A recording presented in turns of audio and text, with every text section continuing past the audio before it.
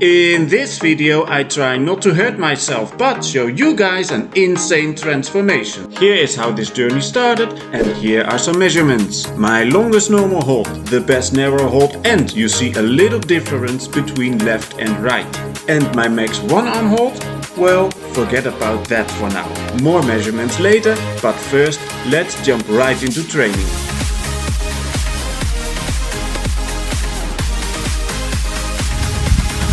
Hi, handsome guys and girls, welcome in this journey. Let me know where you are in your handstand journey right now. For me, this is day one of the one arm journey. First step, side bends.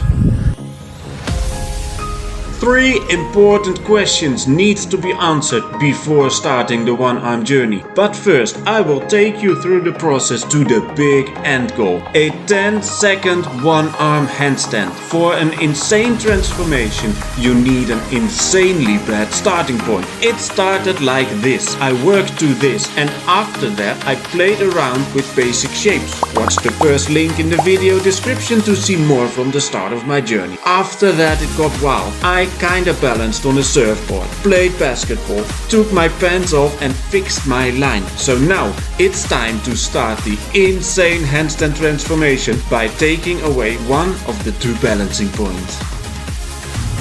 And that is not easy at all. This video is all about the do's and don'ts when first learning to handstand. And we are questioning 3 questions that are important when first learning to handstand. You hear a lot about twisting in a one-arm handstand, and there are 2 main points that can get twisted: the hips and the shoulders.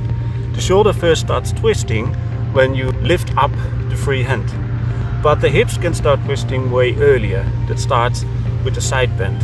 Yesterday I tried to film the right thing and the wrong thing. I started twisting the hips on purpose and then I tried to avoid it. It felt good to try how it's not supposed to be. When you look in the videos, you see that I'm twisting my hips and the legs go all places. And when I really tried to bend to the side, I felt a crunch in the hips and stretched out on the other side. Questionable is if I'm bending enough, because side bending is one, but when the weight doesn't come above your shoulder and your hands, doesn't make sense at all. That brings us to question 2. How far can I side bend and is it enough to bring the hips above the shoulder? So here it is about my maximal range. On the left you see it is slightly below horizontal, on the right it is slightly above. Of course this side bending doesn't make any sense without a weight shift. As long as the shoulder doesn't come on top of the hand, there will be no balance. So question 3 is all about the weight shift. Now I just shift a little bit to get used to the feeling, because I've been told that in a one-arm handstand you more or less need the outside of your shoulder, and in a 2-arm handstand you need the muscles of the inside of the shoulder. That's also why I train the narrow handstand, because in the narrow handstand you activate more the outside of the shoulder. I finished my workout with a longest narrow hold. Maybe I can beat my 50 seconds today. See you tomorrow in question 3. I don't know what happened, but I think I kind of combined a side bend and a weight shift, and that makes a huge difference.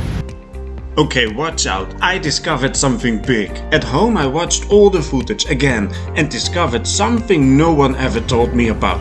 I really struggle to bring the weight to the side. If you have a closer look you will see that too. They say the shoulder without weight starts twisting. In my case at this moment it is my weighted shoulder that starts shifting forward.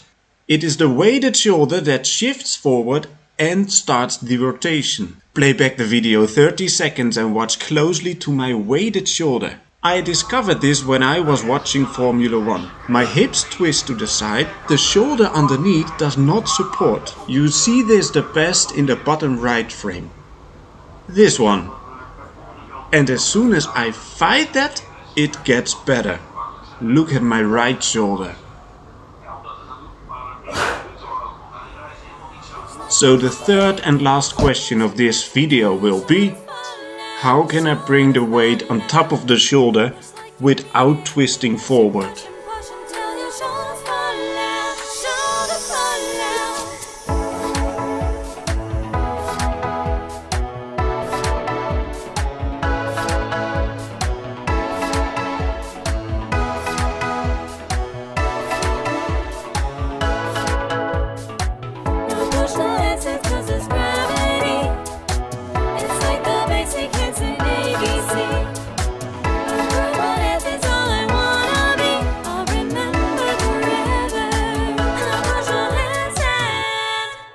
It's okay to take a rest, but don't come crawling to me when amnesia gets the best of you, baby. Stop cheating yourself, gotta keep on pushing. After strong comes pretty, get over it, so come on and push tall with me. Holding chest against the wall, baby. Where we're met in our reality, 'cause you know damn well that you can do so much more than that. Like you need it, keep pushing, pushing, pushing till your shoulders fall out, shoulders fall out. Push like you need it, keep pushing, pushing, pushing till your shoulders fall out, shoulders fall out. Now push your handstand.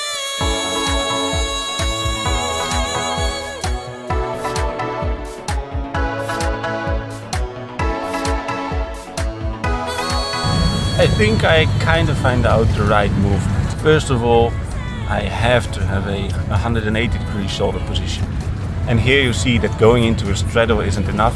I also slightly pike my hips to get a wider straddle. After that, I'm engaging my lower back or rounding my spine. I don't really know what it is, but it feels like I'm engaging my lower back. When starting the position, looking at my hand is the first thing I need to do, and I forget about that a lot of times. Then before doing the weight shift, I have to close the gap between my shoulder and my ear. When I forgot about that, I just can't push tall. And then an important one I find very, very difficult is pulling my legs down. It feels like I need to pull down my legs to get a straighter spine. And when all these prerequisites,